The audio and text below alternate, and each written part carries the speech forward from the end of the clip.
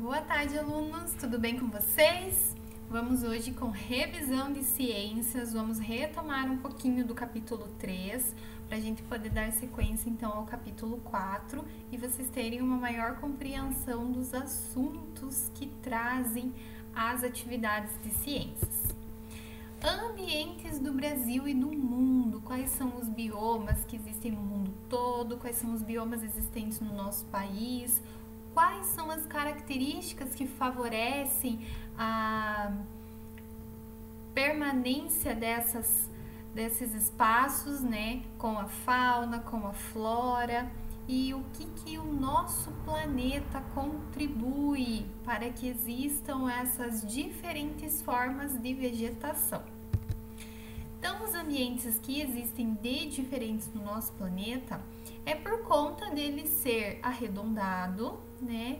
E ele não consegue levar luz e calor de uma forma estável para todos os lugares, do mesmo jeito, com a mesma intensidade. Então, o que acontece? Os raios do sol, em determinados locais, principalmente próximos aqui à linha do Equador, que é onde divide o nosso planeta ao meio, ele acaba recebendo luz, calor de uma forma mais intensiva, de uma forma mais estável. O ano todo, essa zona tropical tem essa característica de lugares quentes, por conta do sol iluminar de uma forma mais direta.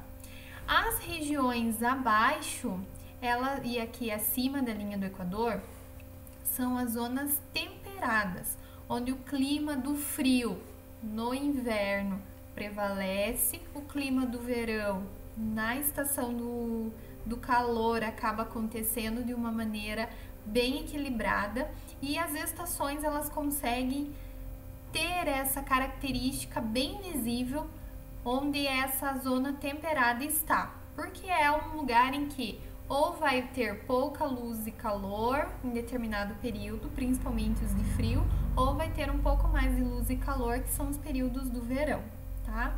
E as zonas polares, que ficam aqui no topo e abaixo do nosso planeta, eles são extremamente gelados, porque o sol consegue mandar a sua luminosidade, porém o calor ele fica enfraquecido. Aí essas regiões acabam ficando bem frias, bem geladas, e por isso a predominância da neve. E aí alguns biomas do mundo, vocês podem me acompanhar lá na página 6 e 7 do seu material. Então a taiga é um dos biomas que existem no mundo. Ela é caracterizada pela presença de pinheiros, é um lugar frio e também apresenta no verão um período mais curto, tá? Então acaba sendo uma região mais geladinha. Aí nós temos os campos, eles apresentam plantas rasteiras, eles apresentam temperaturas mais baixas no inverno, temperaturas altas no verão, então são climas bem específicos em determinadas épocas do ano. As florestas tropicais, elas se localizam próximo à linha do Equador, então elas acabam tendo essa questão do calor, porém a umidade dos rios e das florestas acaba também ajudando a dar esse certo frescor dentro da mata. A tundra, essa paisagem linda, né? É um bioma bem frio durante a maior parte do ano, porque acaba que o inverno é bem longo, né? E no verão crescem plantinhas rasteiras, musgos, né? E é um lugar em que as aves acabam migrando por conta do frio se prevalecer nessa região.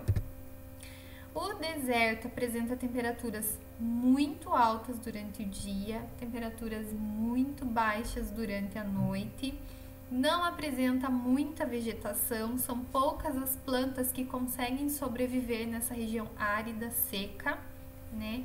E os animaizinhos que também conseguem sobreviver nesse tipo de região acabam ficando, na maioria das vezes, submersos na terra, né? Para ficarem mais fresquinhos, para fugirem do calor excessivo e também se aquecerem à noite. As savanas na África apresentam um clima bem específico. Ele é um clima quente durante todo o ano. As árvores ficam bem espalhadas, não são lugares que formam matas, florestas. E durante o ano também ela tem a estação chuvosa e tem a estação seca. E há muitos animais que nós conhecemos que estão dentro desta característica de bioma, que é as zebras, elefantes, girafas, leões, o guepardo, que são animais característicos desse tipo de vegetação, né, desse tipo de ambiente. Então, quando a gente fala em animaizinhos da floresta, a gente precisa entender quais são as características de cada região e quais os animais que são pertencentes, para a gente não misturar os animais que vivem na savana e trazer às vezes aqui para nossa região brasileira e colocar dentro das nossas matas, né? E temos por fim as florestas temperadas. Elas têm as 4 estações bem definidas durante o ano e trazem ali no outono, inverno, essas folhas mais coloridas. O porquê disso? Porque elas estão se preparando para uma estação de frio. Então as folhas acabam não conseguindo fazer a fotossíntese e aí elas, por conta, né, do frio ser mais prolongado, muitas vezes chuvoso, brusco, né, nublado, então o sol quase não aparece, por isso elas não conseguem fazer a fotossíntese e aí elas secam. Aí as folhas acabam perdendo a sua tonalidade verde, vão morrendo e caindo, mas deixa um colorido bem bonito enquanto elas ainda estão presas às árvores. E os biomas brasileiros, que tipo de vegetações nós temos aqui no nosso país, né? Então, a floresta amazônica é uma região quente, uma região úmida, com chuvas quase todos os dias. Por isso, há muitas partes dentro da floresta que acabam ficando mais alagadas. As queimadas são fatores que prejudicam esse tipo de ambiente, acabam destruindo esse bioma. Muitas vezes acabam destruindo até a casa de muitos animais, né? A Caatinga é uma região bem seca, ela tem 2 estações bem definidas, uma quente seca e uma quente chuvosa. As plantinhas que existem nesse tipo de bioma não existem em lugar nenhum, porque elas são próprias dessa região, já estão adaptadas a essas configurações do clima, então elas não conseguem se adaptar em outras regiões, né? Elas são próprias da Caatinga.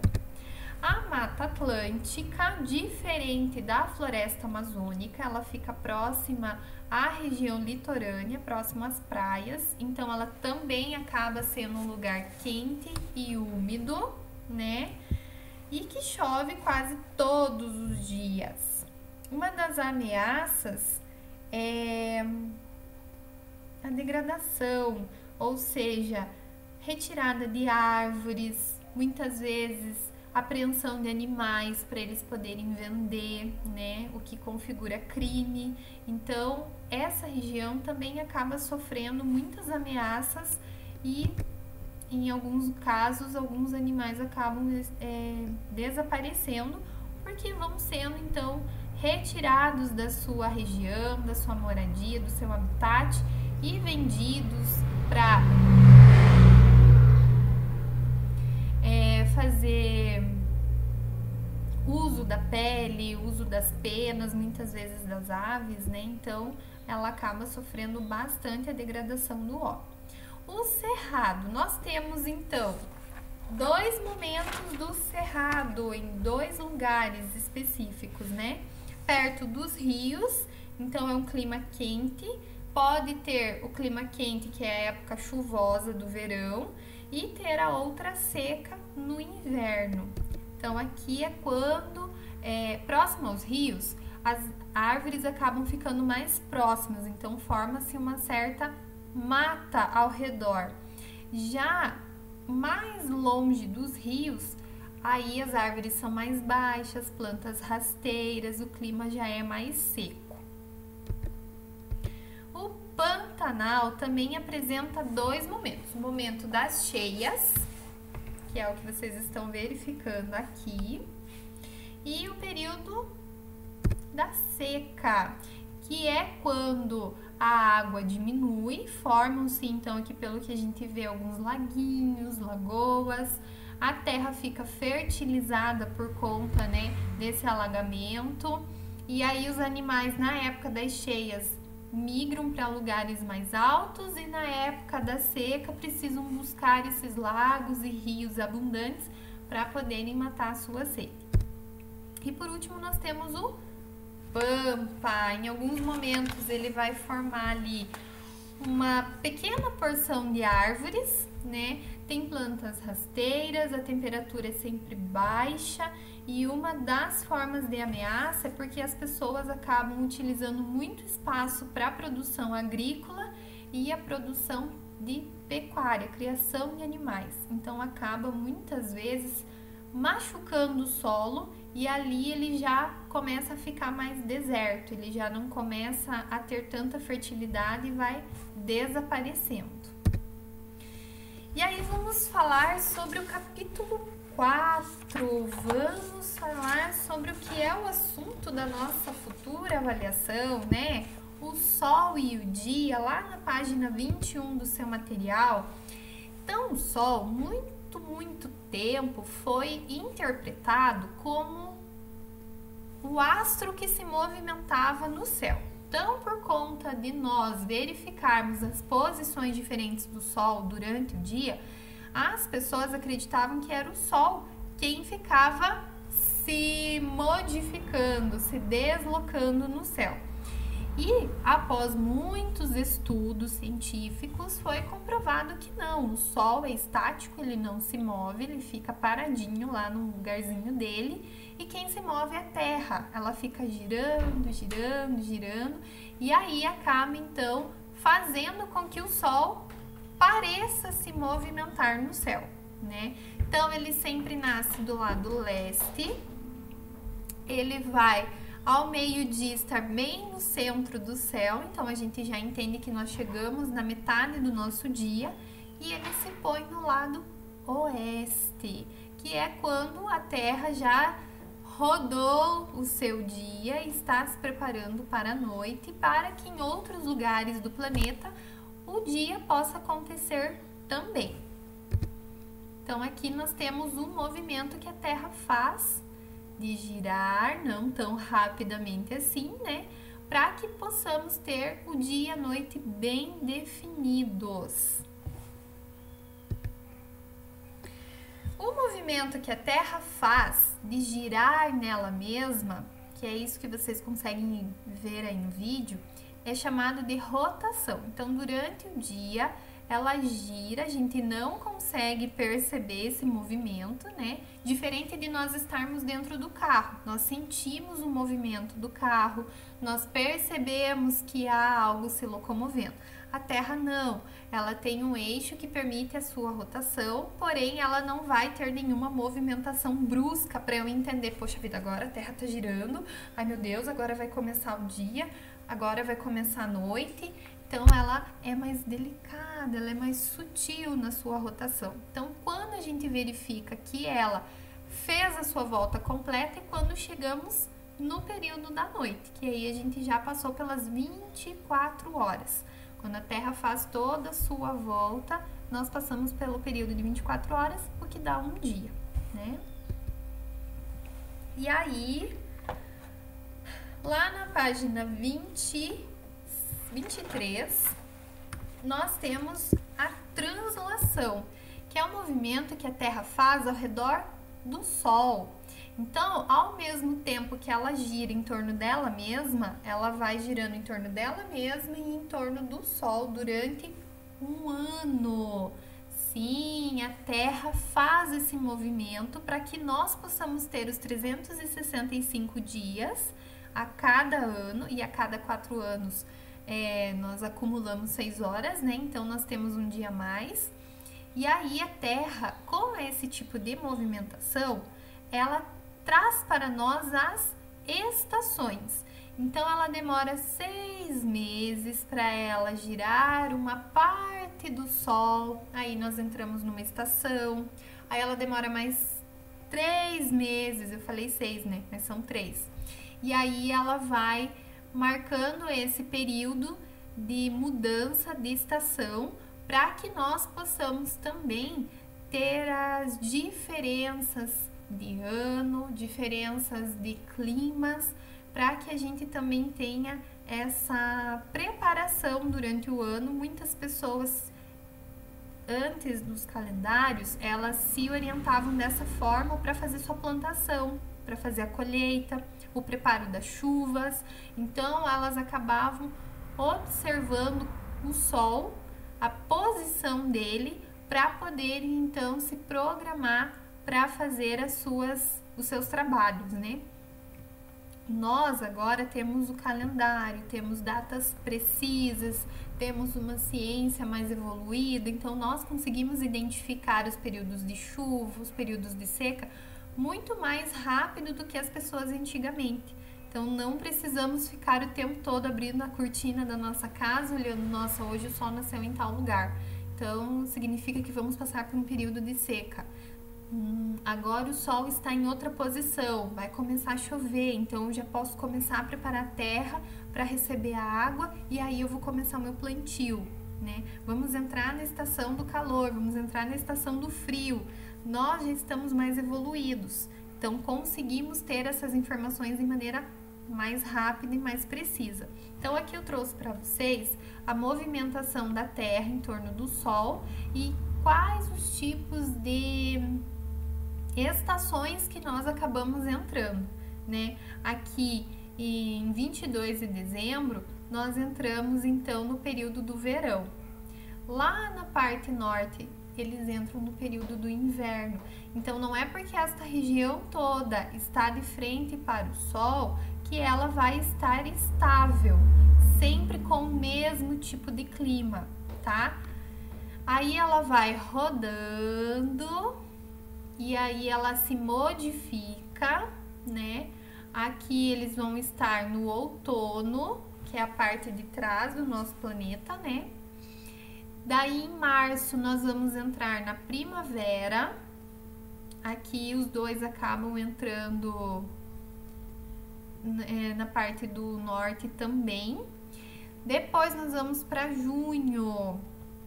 Aqui nesta parte de trás nós temos outros tipos de clima, né? Aqui nós vamos ter o verão e para nós vai ser o inverno, então acaba invertendo. Vejam que a posição da Terra ela acaba ficando um pouco mais inclinada, então por isso o Sol acaba atingindo menos e aí nós entramos numa estação mais fria. E aqui ele fica mais de frente para o Sol, então acaba recebendo mais luz e calor, por isso eles entram no verão. Aí lá em setembro nós entramos na primavera e a parte do norte entra no outono.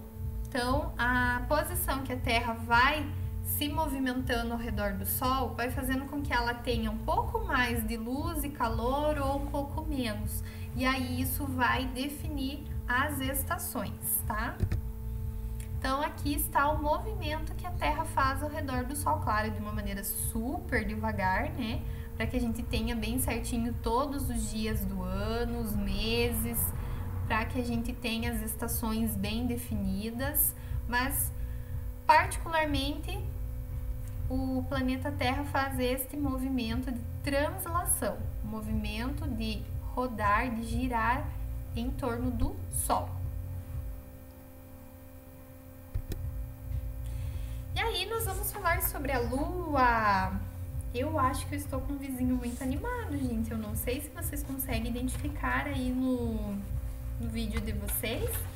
Mas o vizinho tá bem feliz, gente. Tá com um som bacana. Vamos falar da Lua, então. A Lua, ela também faz alguns movimentos. Ela acompanha o movimento da Terra e ela também vai estar se movimentando ao redor do Sol juntamente com a Terra. Por isso que nós temos as 4 fases da Lua. Ó, então aqui nós temos a Terra girando ao redor do Sol, girando ao redor dela mesma, e a Lua vai acompanhando esses movimentos. Então, conforme a Lua vai fazendo movimento em torno da Terra também, ela acaba recebendo iluminação do Sol de maneiras diferentes. Então, durante o mês, ela faz esse movimento de girar em torno da Terra e aí ela recebe ou mais intensidade de luz, ou uma pequena parte, ou nenhuma parte de luz, tá? Então, ela não tem luz própria, ela recebe, ela é iluminada pelo Sol. Então, aqui nós podemos ver que a Lua está cheia, aí ela perde, fica a Lua nova, e aí ela começa novamente. Crescente, cheia, minguante e nova, tá? Então, quando lá na apostila de vocês, a fase minguante, na página 27, ela fala que ela vai ter uma partezinha da sua esfera sendo iluminada pelo Sol, que é quando faz quase uma letra D. Então, por isso que a gente tem que identificar a diferença da minguante com a crescente. A minguante faz como se fosse uma letra D, ela está sumindo. Aí ela dá lugar, então, para a fase da Lua nova, que ela fica totalmente escura, ela não consegue ser vista. Aí, aos pouquinhos, com o passar da semana, aí ela vai recebendo novamente a luz do Sol e vai ficando a Lua crescente, que vai fazer a letra C, bem certinho de crescente. E ao passar dos dias da semana, ela recebe mais iluminação direta do Sol e acaba ficando Lua cheia.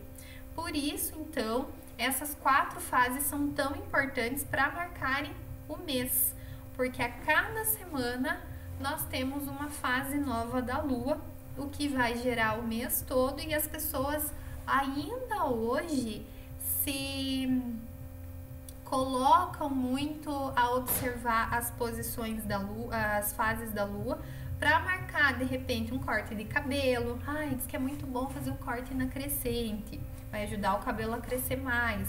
Não corte na lua cheia, principalmente quem tem cabelo cacheado, porque senão vai armar, vai virar um ninho de passarinho na tua cabeça. Quando virar a lua, o bebê vai nascer, né? Quando você está chegando lá nos 9 meses, a gente ouve muito das pessoas antigas, né? Das pessoas idosas, virou a lua, o bebê nasce, né? Então, há muita crendice ainda dessas fases da Lua e as interferências dela nas nossas vidas. E de tanto olharem os astros como o Sol, como a Lua, que por muito tempo as pessoas se orientavam por eles, foi criado então os calendários.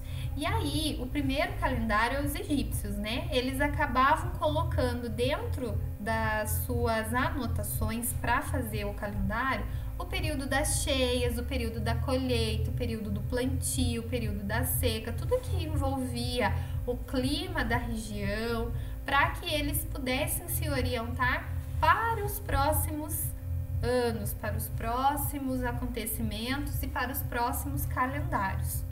Hoje em dia, nós temos um calendário um pouco mais preciso para nós. Nós temos o calendário gregoriano, então ele nos traz o nome do mês, os dias da semana, segunda, terça, quarta, quinta e sexta, sábado e domingo, os dias em números, que podem ser mês 30, mês 31, o mês mais curto é o mês de janeiro, que tem 28 dias.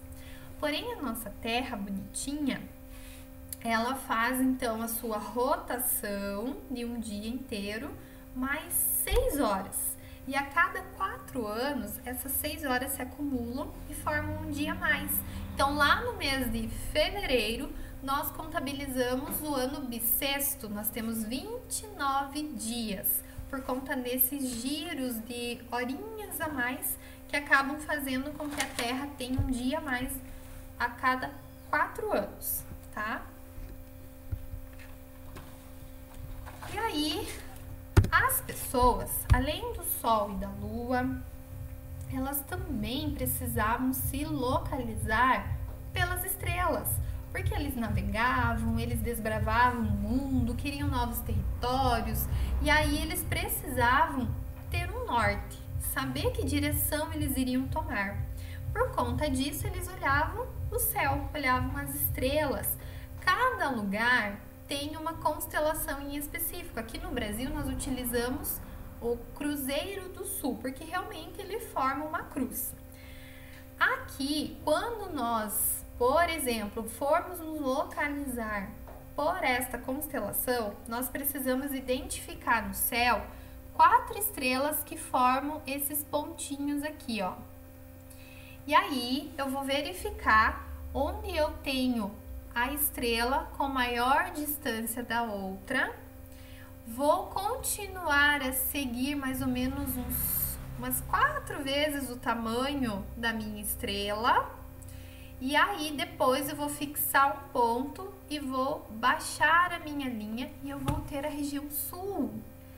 Eu vou ter o ponto cardeal, a direção sul. Lembrando que se eu tenho a direção sul nessa localização, eu preciso ficar de costas, porque o norte precisa estar à minha frente e o sul na parte de trás. Então, aí eu identifiquei, viro de costas e aí eu já sei o norte, né? Ou, de repente, eu preciso seguir o sul mesmo, enfim.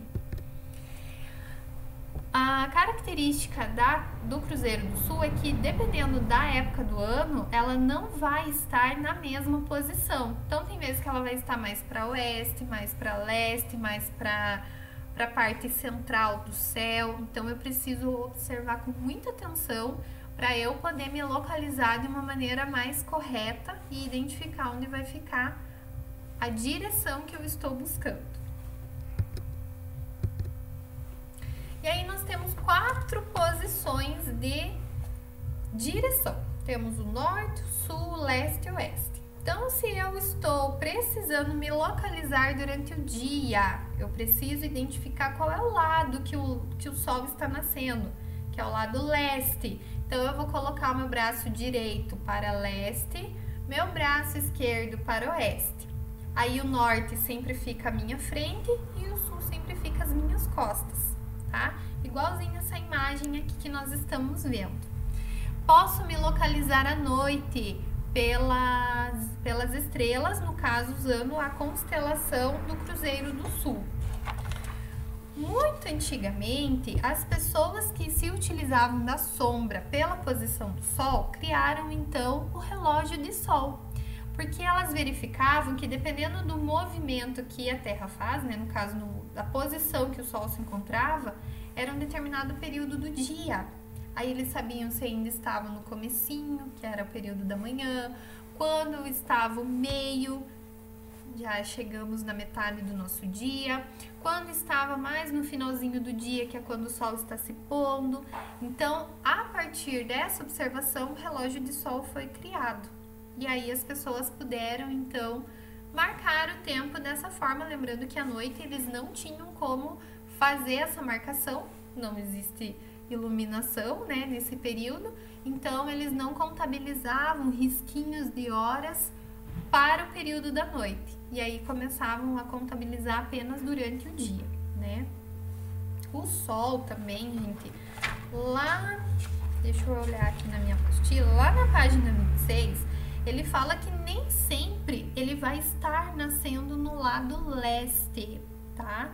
Dependendo do período que nós estamos de rotação da Terra, de translação da Terra, em estações do ano, o Sol vai nascer em posições diferentes. Então, início do outono, ele nasce mais ao sul, né? Ou melhor, ele nasce mais central. Aí no inverno, ele acaba ficando numa posição contrária.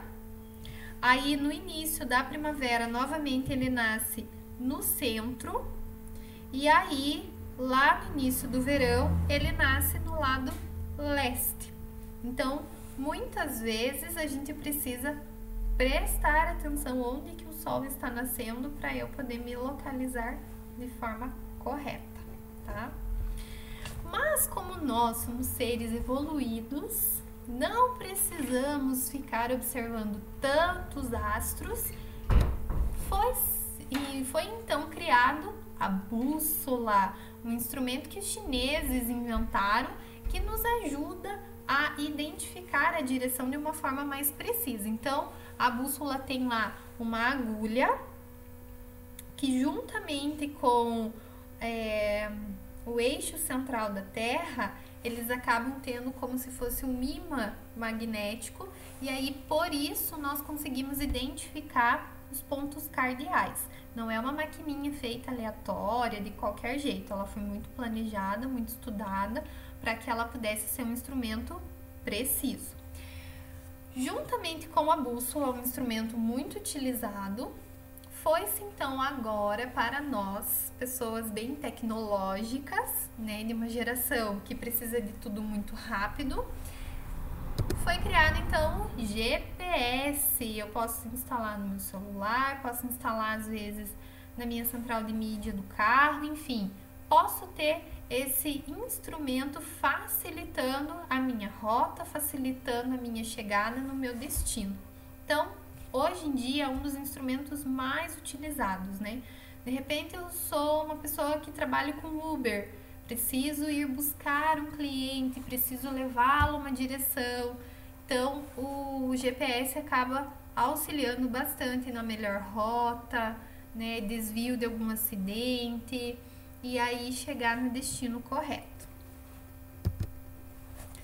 E esta foi a nossa revisão de ciências. Espero ter ajudado muito vocês, que vocês vão bem nas provas. E nós nos vemos em uma próxima aula, num próximo vídeo. E bons estudos a vocês. Beijos!